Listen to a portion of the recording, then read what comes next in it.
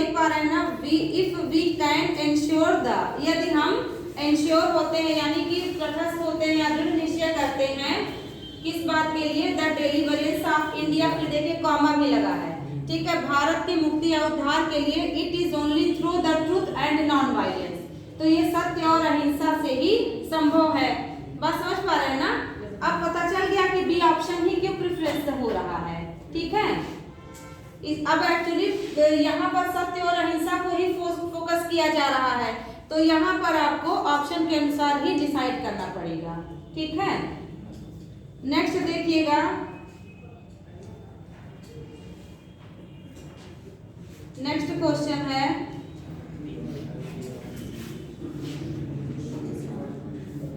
254, people hide there own sentiments before N important person, लोग अपनी भावनाओं को या फिर अपनी सोचने की चीज को कैसे छिपाते हैं किसी अच्छे व्यक्ति के सामने या महत्वपूर्ण व्यक्ति के सामने, because they are afraid of him, afraid of मतलब होता है भयभीत होना, डरना, अफ्रेड के साथ ऑफ फिक्स प्रीपोजिशन है, तो वो उस व्यक्ति से डरते हैं। इसके बाद because they do not want to let him know the real position, वे लोग चाहते हैं कि वह उसकी रियल पोजीशन यानी स्थिति को ना समझ पाए। तीसरा कह रहा है they are secretive by nature, वो स्वभाव से ही रहस्यवादी होते हैं, या फिर because they want to flatter and please him, वे उस व्यक्ति की चापलूसी के अनुसार ही बात करते हैं और उनको उसको लुभाना चाहते हैं। पैसेज को पढ़िए फिर डिसाइड करिए, फिर से वहां पर पहुंचिए जहां ये दिया हुआ है। यहाँ पर आप देख पा रहे हैं ना, सीधे सीधे बात कही गए, many people have the habit of hiding their own sentiments when in the, इसके बाद है when in the presence of an important person and suiting their talk to his pleasure, कहाँ है ना डी ऑप्शन सीधा सीधा, समझ पा रहे हैं ना। अगर आप जो है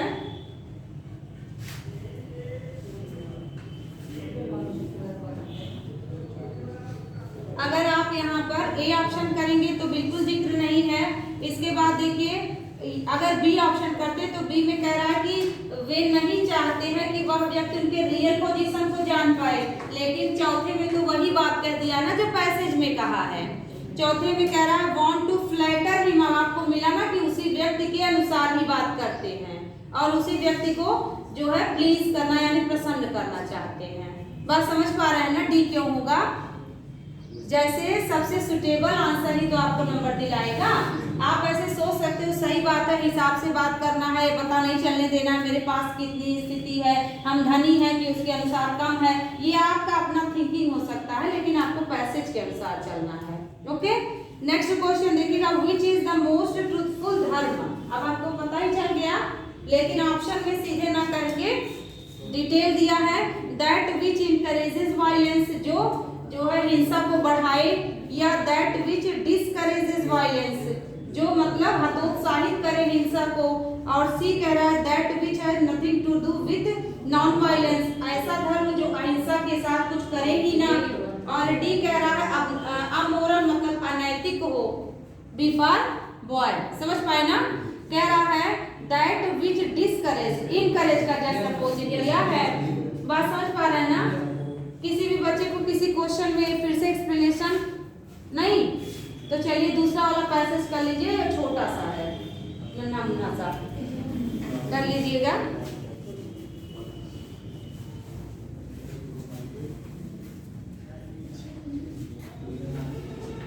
इसमें आप पहली वाली से कम टाइम लें, बात मत करें बच्चों, करें कम से कम ये सोचें इतना टाइम, जितना टाइम मुझे दिया जा रहा है उतना टाइम तो हम कोशिश करें पढ़ने और समझने का, ठीक है।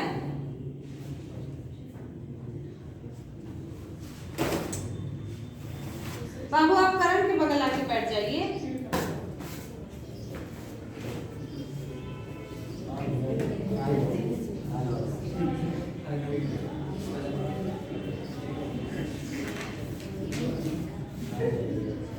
जल्दी करें बच्चों, टाइम बहुत कम मिलता है, पढ़ना ढेर सारा है।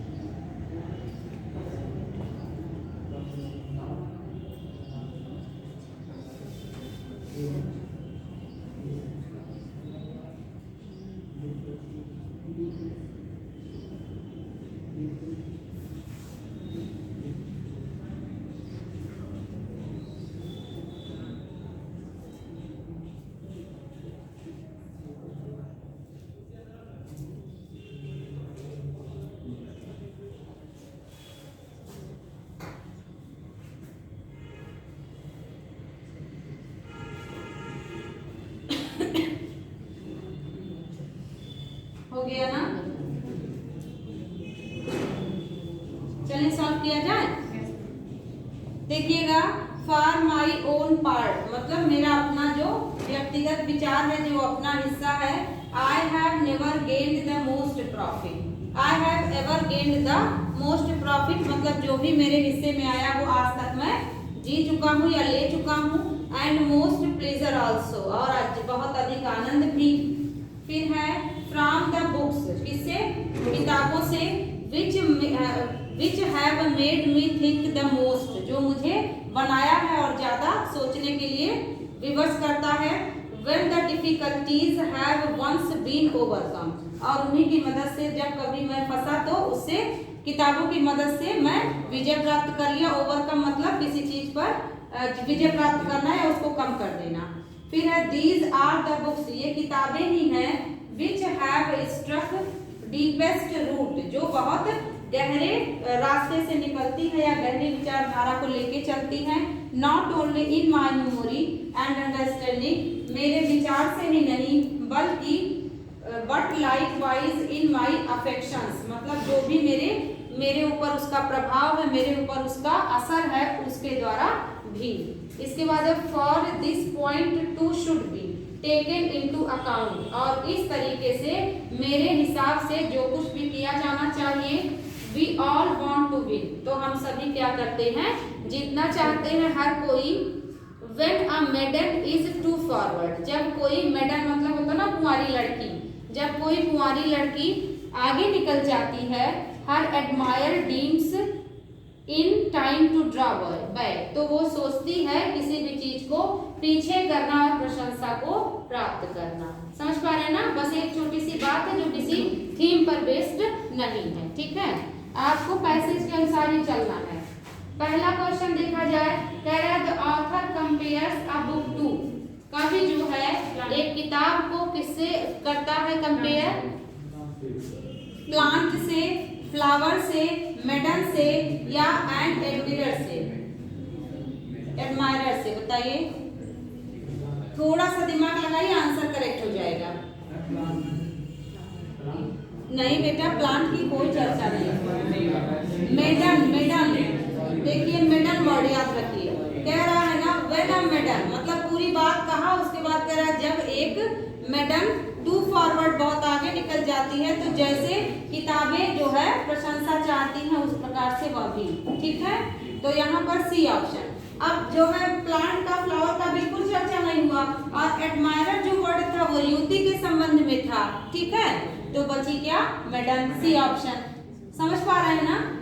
नेक्स्ट देखिएगा, the author derives profit and pleasure from the books that are, कवि जो है प्रॉफिट एंड प्लेजर किताबों से प्राप्त करता है जो है डिफिकल्ट है, इजी है, थॉट प्रोवोकिंग है, हैविंग डीप रूट्स है। देखिए कौन सा पहले बताइए कि नहीं होगा कोई दो, ए और बी ना।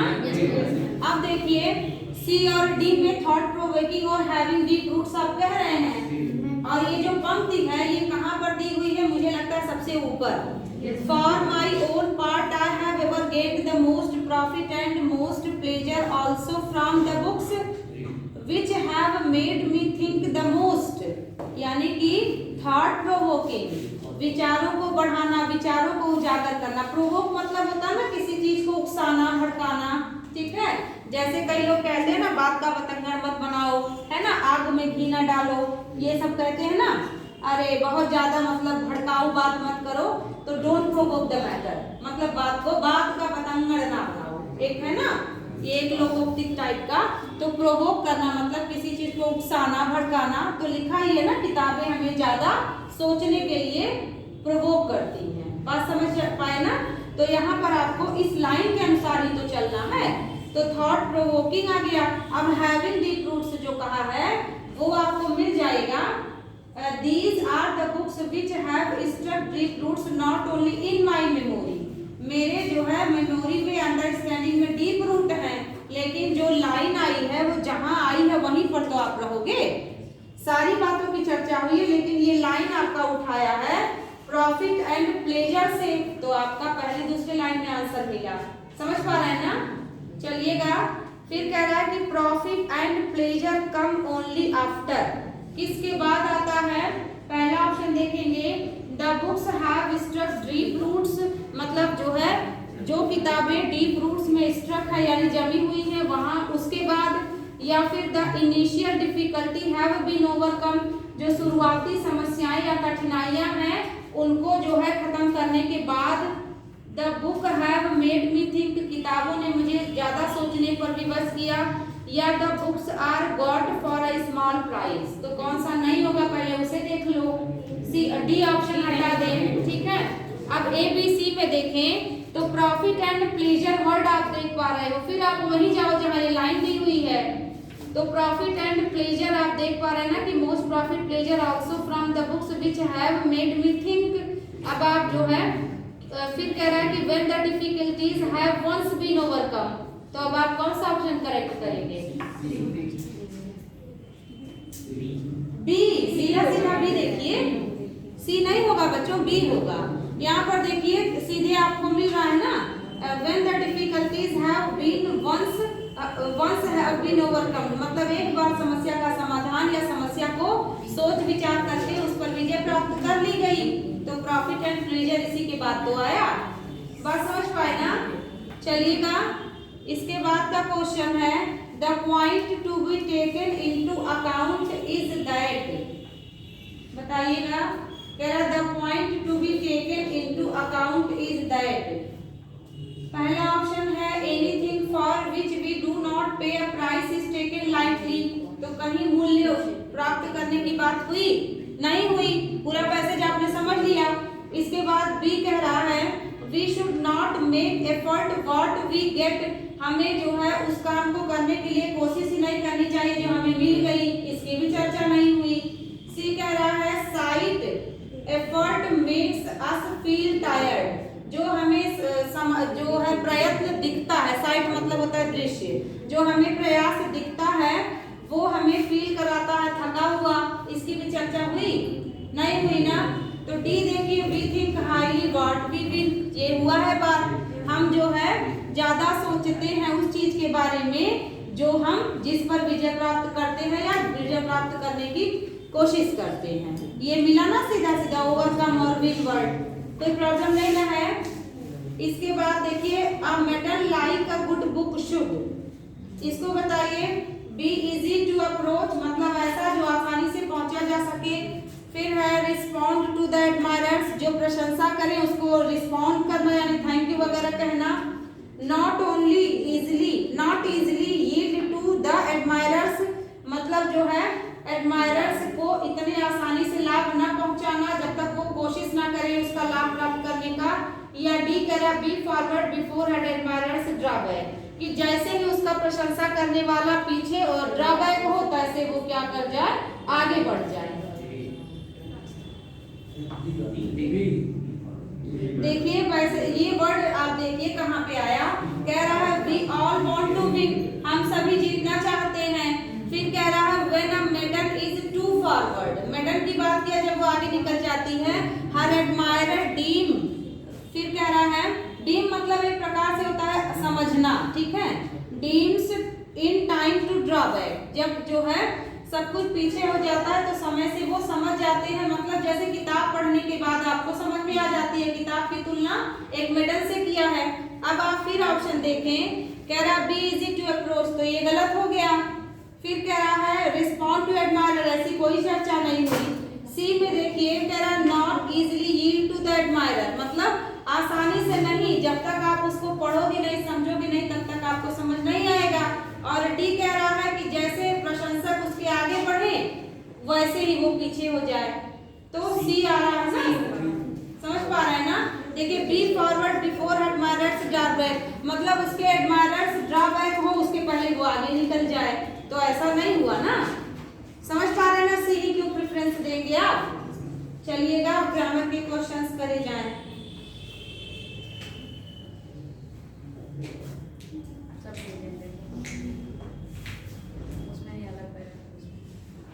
फिंगर्स नहीं चटकाने चाहिए।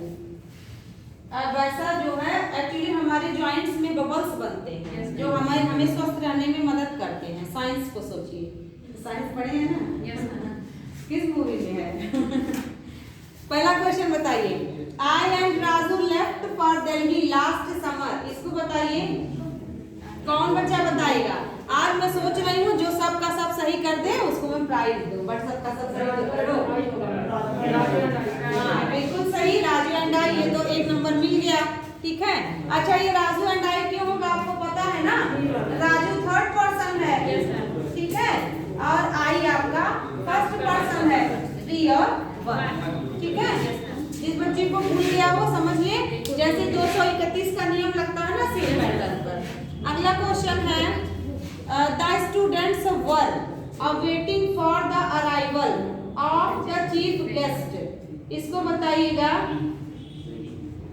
The students were awaiting for the arrival of the chief guest.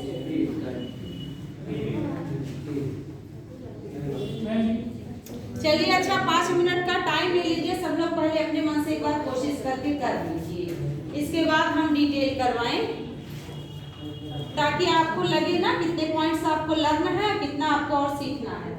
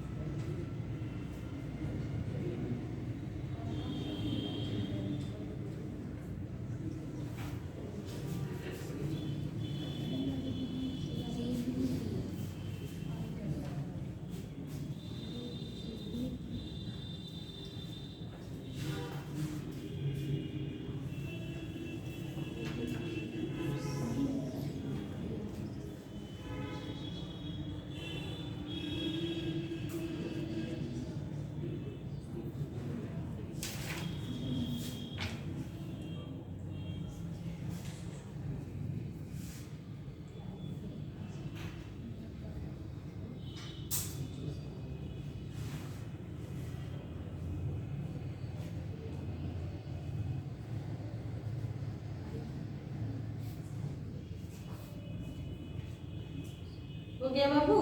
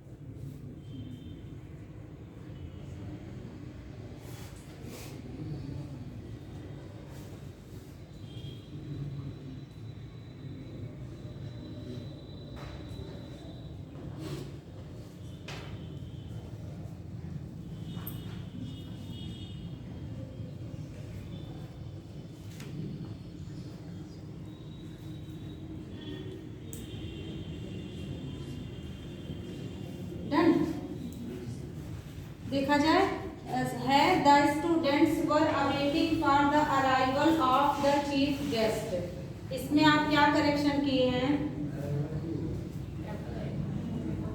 हाँ बेटा, अराइवल 2 होगा। बी पार्ट कोई बच्चा सही किया है? बहुत बढ़िया। देखिएगा, जैसे आप एक तो वर्ड जानते हैं ना, वेट, वेट के साथ आपने पढ़ा है फॉर, है ना, नॉर्मल सा शब्द है अपनी जिंदगी में। लेकिन जब अवेट आ जाए, इसका मतलब भी इंतजार करना होता है, बट इसके साथ कोई प्रीपोजिशन नहीं होता। ठीक है, वेट फॉर सही है, लेकिन अवेट आ जाए तो फॉर को स्किप करना पड़ता है। लर्न कर लीजिए। बहुत जो है ऐसा ये टॉपिक है कि एग्जाम्स में आता है। कोई भी बच्चा फॉर देखेगा तो उसके लगेगा कि वेट के साथ फॉर आता है तो अवेट के साथ भी आएगा। ओके, नेक्स्ट वाले में बताइए, I had asked him how he could go out. इसके बाद इफ इट स्टार्टेड रेनिंग। इसमें कौन सा पार्ट आप करेक्ट किए हैं? ए पार्ट, बिल्कुल सही। सभी बच्चे करेक्ट हैं जो भी ए पार्ट किया है। ध्यान रखिएगा, आई आस्क्ड होता है, आई हैड आस्क्ड नहीं होता। ठीक है, चलिएगा, बहुत अच्छे। दूसरा वाला बताइए, having found a piece of cheese, 2 cats went to a dog to divide it among them। कहानी भी सुनी है आपने? ठीक है, बहुत अच्छे, बिटवीन होगा। ठीक है, कितना अच्छा लग रहा है ना सॉल्व करके, और आपको आ भी रहा है। बिटवीन होगा, 2 के लिए बिटवीन और 2 से अधिक के लिए अमंग का प्रयोग। नेक्स्ट देखिएगा, he had a suspected fracture। इसके बाद है so he was admitted into the hospital। सी वाला, सी में आ जाए बाबू। सी ऑप्शन में क्या है? into the hospital। हाँ, इसको बिल्कुल सही। जैसे जो चीजें हॉस्पिटल हो गया, चर्च हो गया, स्कूल हो गया, कुछ ऐसी चीजें हैं जो एक निश्चित उद्देश्य के लिए बनाई गई हैं। जब उस उद्देश्य की पूर्ति होगी तब जो है क्या हो जाएगा? द का प्रयोग नहीं किया जाएगा, और जब नहीं होगी तो किया जाएगा। जैसे आप स्कूल जाओगे तो पढ़ने जाओगे तो इन जो है आई वेंट टू स्कूल सही है, लेकिन आपके पिताजी पढ़ने तो जाएंगे नहीं, या तो आपकी शिकायत करने या तो फीस जमा करने। ठीक है, तो जब उद्देश्य की पूर्ति हो तो द नहीं लगेगा, और ना हो तो लगेगा। तो फ्रैक्चर होगा जब, तो आप जाएंगे ना डॉक्टर के पास हॉस्पिटल, तो द को हटा देना है। ठीक है, बहुत अच्छे। ये सारे क्वेश्चंस अलग अलग एग्जाम में आए हैं, आप इसको हल्के में नहीं लेंगे कि इतना आसान आसान टॉपिक आता है। यदि आपको आ रहा है तो आसान है, अदरवाइज टफ है। ठीक है, नेक्स्ट क्वेश्चन है द लाइब्रेरी मेंबर। इसके बाद है members were asked to return back the books to the library. बताइएगा। बी बिल्कुल सही। आपको बताया भी गया था रिटर्न के साथ बैक नहीं आता, या तो जो है बैक ही आ जाएगा या तो रिटर्न ही आ जाएगा, क्योंकि रिटर्न का मतलब ही होता है वापस करना, वापस जाना। ठीक है, वापस उसमें लगा होता है। ठीक है, बहुत बढ़िया। बैक नहीं लगता इसके साथ। I go to school by walk. सोच लीजिए, 4 शब्द हैं, आपको 1 नंबर दिला देंगे एग्जाम में। सी वाला ना, तो क्या होना चाहिए था? दोनों हो सकता है, बिल्कुल सही। अगर आप ऑन फुट करते हैं तो ऑन फुट मीन्स होता है पैदल। ठीक है, बहुत अच्छा। और अगर बाई है तो प्रीपोजिशन है बाई वॉकिंग। ठीक है, बाई वॉकिंग। ओके, चाहे ऑन फुट चाहे बाई वॉकिंग, दोनों का मतलब हो गया, एक है टहलते हुए और एक है पैदल। ऑन फुट मतलब पैदल। ठीक है, बहुत बढ़िया। Henry asked his wife what had she prepared for dinner that night.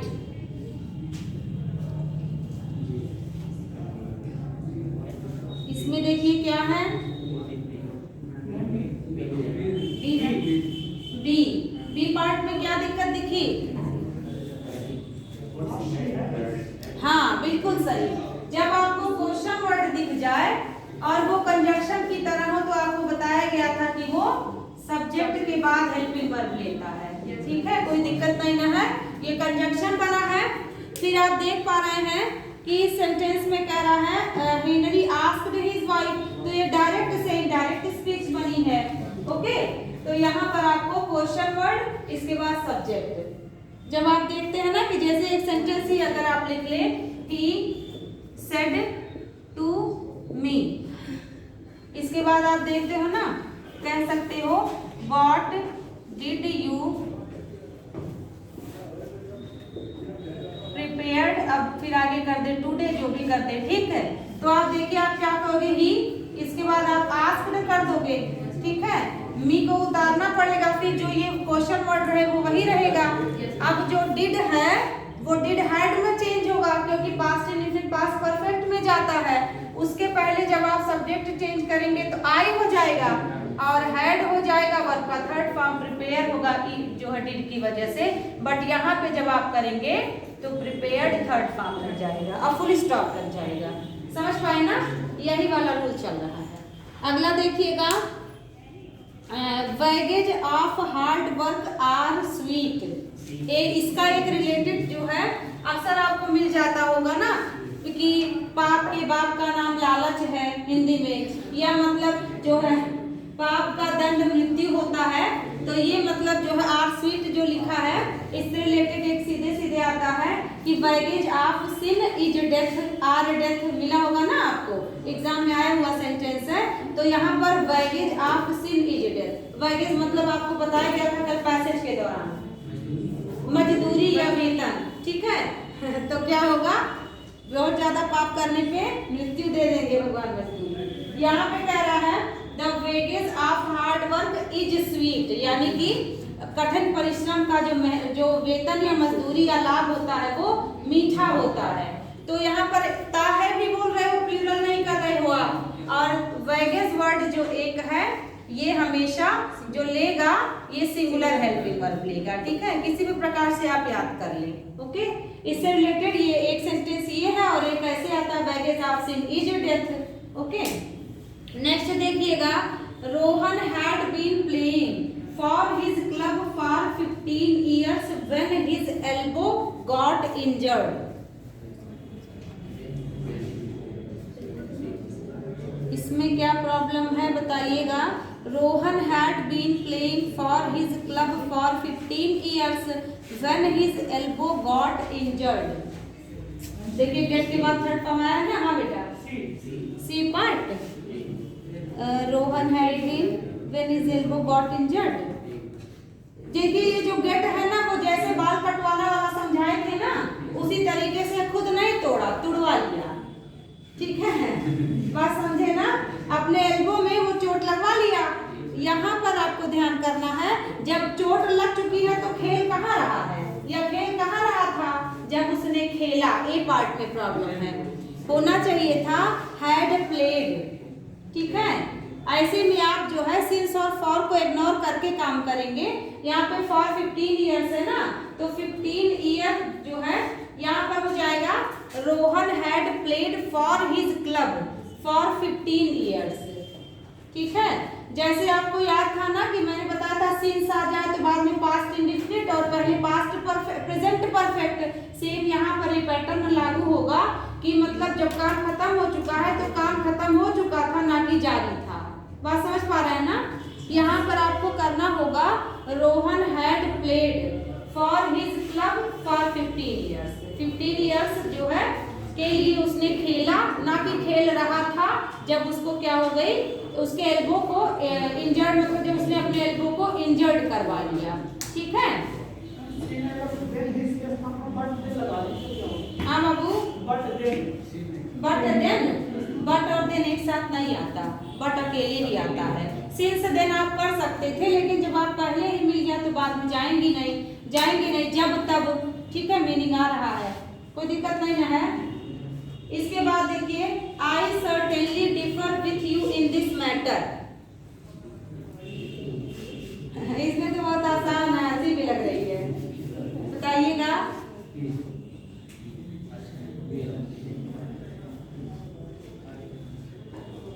बताएंगे बी डिफर विथ, आपको फ्रॉम याद आ रहा होगा ना। फ्रॉम और विथ डिफर के साथ दोनों लगता है। जब कोई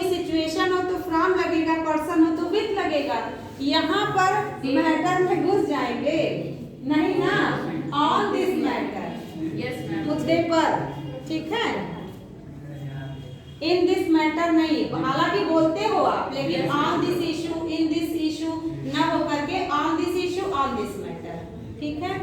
प्रीपोजिशन से रिलेटेड काफी क्वेश्चंस आपको दिए जाएंगे, ठीक है, जो प्रैक्टिस आपको बहुत अच्छे से होगी। इसको बता दीजिए, the teacher as well as his students all left for the trip. इसको देख लीजिएगा, the teacher as well as his students all left for the trip.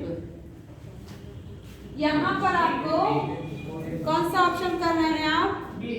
B.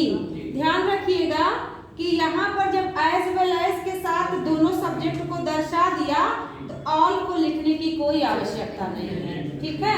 जैसे आपको बताया गया था ना, रिटर्न के साथ बैक जबरदस्ती बैठता है, उसको आप हटा दिया करिए। वैसे ऑल भी यहाँ एज वेल एज मतलब टीचर के साथ साथ स्टूडेंट, जैसे टीचर वैसे स्टूडेंट, मतलब तो ऑल लगाने की आवश्यकता नहीं है।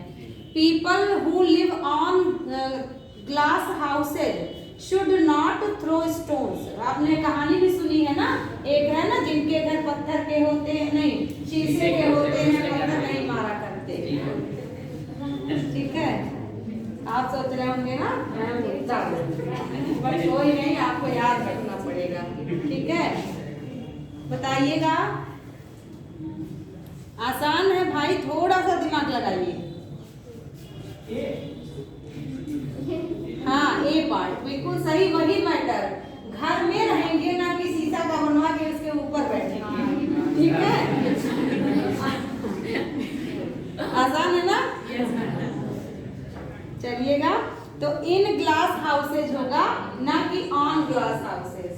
इसके बाद है फिर है, though we both are of the same height you are more heavier than I. इसमें भी आपने पकड़ लिया होगा, कौन सा? बी ना? हाँ, दिख गया ना, क्या दिखा? हाँ, हैवियर और मोर दोनों एक साथ कैसे रह सकते हैं? दोनों एक दूसरे की तरफ है ना, हाथ मार के पीठ किए हैं। जैसे हैवियर, आपने हैवी का कंप्लीटिव बना दिया तो मोर लगाने की आवश्यकता नहीं है। तो मोर कब लग सकता था? मोर हैवी नहीं भाई, जिसको आप बना दे उसके साथ नहीं कर सकते। जब हैवी और कुछ और एक विशेषता होती तो मोर हैवी लगाते, ठीक है।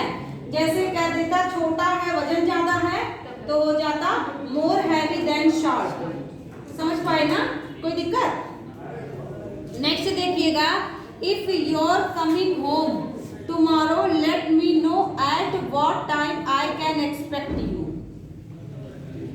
इसमें बता दें आप, ए पार्ट देखिए, हाँ बिल्कुल सही कह रहा। इफ योर कमिंग नहीं, यू विल बी कमिंग, ठीक है। You will be coming home, जब तुम आ रहे होगे, भविष्य में कार्य जारी कंटिन्यूअस। लेट मी नो, तो मुझे बता दो किस जो है टाइम में एक्सपेक्ट कर सकता हूँ तुमसे, ठीक है। तो योर कमिंग नहीं, योर कमिंग तब करते जब यहाँ पर है तुम्हारा आना मेरा जाना इस तरीके से होता, ओके। तो आप समझ पा रहे हैं बिल्कुल। नेक्स्ट बताइएगा, Sundar is getting married with Sita. C part आपको बताया गया था ना, अगर गर्ल बाद में हो, ठीक है, और बॉय पहले हो, तो जब मैरी वर्ड आए तो इसके साथ टू लगता है, ठीक ना।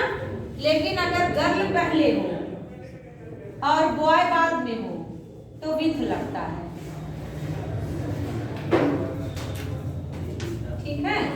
ध्यान रखिएगा यही बात। यदि लड़का पहले हो लड़की बाद में तो टू को प्रेफरेंस देना है, लड़की पहले लड़का बाद में तो विथ लगेगा। तो सीता बाद में है इसलिए आप टू करिए, और अगर जो है सुंदर बाद में होता तो विथ करेक्ट था। ये क्वेश्चन एग्जाम में ऐसे बनता है, मैरी के साथ विथ और मैरी के साथ टू कब कब लगेगा, ठीक है। तो कंफ्यूज नहीं होना है। आप इसको कैसे कर सकते हो, B2G और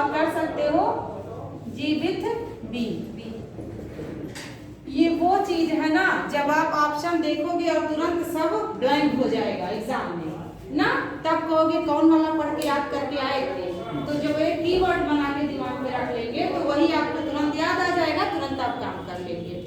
ठीक है, नेक्स्ट देखिएगा, this errors are made by foreigners.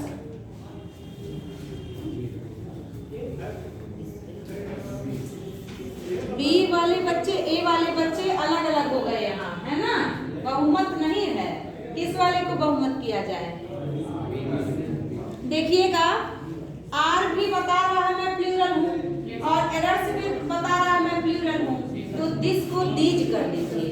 ठीक है, these errors are made by foreigners. बहुत आसान था ना। अब आप सोच रहे होंगे दिस दैट से भी क्वेश्चंस आते हैं। ठीक है, आए हुए क्वेश्चन है। नेक्स्ट देखिएगा, none of the twins offered to help me. बताइए बच्चों, बहुत आसान है, कई बार आप पढ़ चुके हैं। हाँ, ये वाले बच्चे कौन कौन है भाई? हाँ बिल्कुल सही, आप भी सही, और कोई है? और सब शांत है। ट्विंस आ गया ना, ट्विंस मतलब जुड़वा, जुड़वा दो होते हैं, इसलिए आप क्या करेंगे, नन को हटा के नाइदर लगा देंगे, क्योंकि आपने पढ़ रखा है नाइदर का प्रयोग दो में से कोई नहीं, नन का प्रयोग नहीं के सेंस में दो से अधिक के लिए होता है। बहुत बढ़िया, बिल्कुल सही। तो आप क्या करेंगे, किस पार्ट में, नन को हटा के नाइदर लगा देंगे। इसके बाद वाला तो आप सभी लोग जानते हैं, बताइएगा। He is better than I. इतना देर के बाद कैसे आई याद आई आपको? आपको बताए थे ना कि जब आप ऑप्शन में फंसे कि चार में से कौन सा सही और ये ना दिया हो सब्जेक्टिव केस, तब आप ऑब्जेक्टिव को प्रेफरेंस देंगे। लेकिन यहाँ पर आपको कल ही देना है सब्जेक्टिव केस, क्योंकि आपको बताया गया एज और देन के बाद हमेशा सब्जेक्टिव केस आता है। नेक्स्ट वाला भी बहुत आसान है, Sudha is living in Chennai since 1987। Revision नहीं कर रहे हैं बच्चों आप, कैसे? बी पार्ट में ना क्या होना चाहिए, हैज बीन। बहुत अच्छे, सिंस के साथ टाइम आ गया तो इज लिविंग को हैज बीन लिविंग कर दें। ठीक है, अगला देख लीजिए, ये भी बता दीजिए, every child in the class are wearing फिर है सैंडल्स टुडे। बताइएगा, एवरी आया है तो आपको क्या कर देना है, बी कर देना है, इज हो जाएगा। ठीक है, कक्षा का हर बच्चा। ठीक है, तो आप क्या करेंगे, इज करेंगे, क्योंकि आप देख पा रहे हैं ना एवरी, ईच, आइदर, नाइदर हम बताए ही थे कि हमेशा सिंगुलर लेते हैं। Being a holiday we went out for a picnic. इसमें बताएं, ए पार्ट बिल्कुल सही, लेकिन अब समाधान भी कर दे, इट लगेगा। याद आया? प्रेजेंट पार्टिसिपल पढ़ाते समय आपको बताया गया था कि जब दो सेंटेंस के सब्जेक्ट अलग अलग हो तो पहले के पहले इट लगेगा। अब अगर आप इसको ऐसे लिखेंगे, बीइंग हॉलीडे है तो इट वाज हॉलीडे, यही तो था ना भाई, इट वाज हॉलीडे, छुट्टी का दिन था, हम कहाँ गए, पिकनिक गए, went out for a picnic. तो यहाँ पर इट और ये जो वॉज है बीइंग में कन्वर्ट हो गया। याद आया? आ ही गया होगा, है ना, कि एनेस्थीसिया लगा है। बताइएगा, इट बीइंग। ठीक है, अगर दोनों का सब्जेक्ट सेम होता तो आप नहीं करते। कैसे नहीं करते, देखिए, मैं ही बीमार थी, आई वॉज इल, और मैं भी आपको पढ़ाने नहीं आई।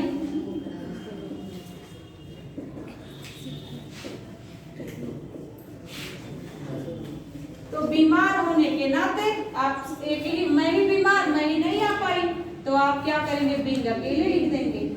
ठीक है, कोई दिक्कत नहीं ना है? अब आप हमें यह बताएं, एरर से डर गया ना? बहुत से बच्चे एरर से डरते हैं और क्या सोचते हैं कि आ जाएगा।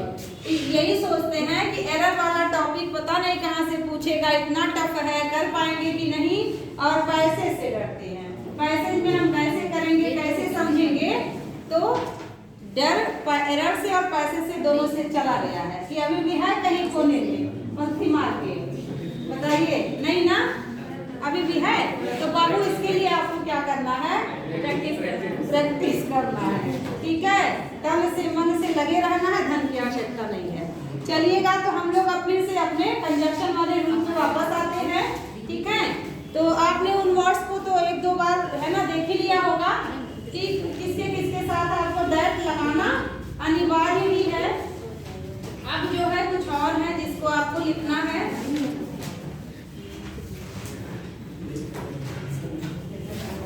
लिख लीजिएगा प्लीज्ड, प्लीज्ड PLEASED, प्लीज्ड। फिर है वरीड, WORRIED, वरीड। फिर है पॉसिबल, POSSIBLE, पॉसिबल। फिर है एंग्री, ANGRY। फिर है एनॉक्शस, ANXIOUS, एनॉक्शस मतलब चिंतित होता है, एनॉक्शस। फिर है अवेयर, AWARE। फिर है क्लियर। फिर है प्रोबेबल, PROBABLE, प्रोबेबल। इन एडजेक्टिव्स के साथ दैट लगता है, इन एडजेक्टिव्स के साथ हमेशा दैट लगता है, ठीक है। अब एक आया हुआ जो है सेंटेंस आपको मिल जाएगा, ठीक है, लिख लीजिएगा। और है इसके साथ साथ लिख लीजिए कॉन्फिडेंट, मैम इसी में, हाँ इसी में ही ऐड कर लीजिए confident, CONFIDENT, confident. Conscious, CONSCIOUS, conscious. Happy, important, lucky, natural, obvious, OBVIOUS, exam में स्पेलिंग आता है OBVIOUS, आप लोग बोलते हैं ना ऑब्वियसली, उसी तरह से। True, TRUE। फिर है सर्टेन, सर्टेन। फिर है कन्विंस्ड, CONVINCED, प्लस दैट लिख लीजिए। और एक सेंटेंस एग्जाम में आया हुआ है, लिखिए इसको, जैसे है he is confident, he is confident. फिर है when he will pass the exam, he is confident when he will pass the exam। तो आपको क्या करना है, when को हटा देना है, that लगा देना है, ठीक है। फिर एक और लिख लीजिएगा, it is certain, it is certain, comma the BJP will win the election, it is certain, comma the BJP will win the election, ELECTION। यहाँ आपको कॉमा नहीं लगाना है, आपको दैट लगाना है, ठीक है। एक और है जो कि लिख लीजिएगा इसके बाद है, mister Prasad gave me the advice, mister Prasad PRASAD, Prasad gave me the advice and I wrote a book, and Mr. Prasad gave me the advice, ADVICE रहेगा, advice, I wrote a book। यहाँ पर जो advice है ना वो noun की तरह आ रहा है, वर्ब की तरह नहीं, ठीक है। एंड को हटाना है, दैट लगाना है, ठीक है। ये तो वही हो गया ना चुनाव प्रचार की तरह। जाइए और वोट करिए। थैंक यू बच्चों, प्रैक्टिस करते रहिए, मैसेज आपको मिल जाएगा।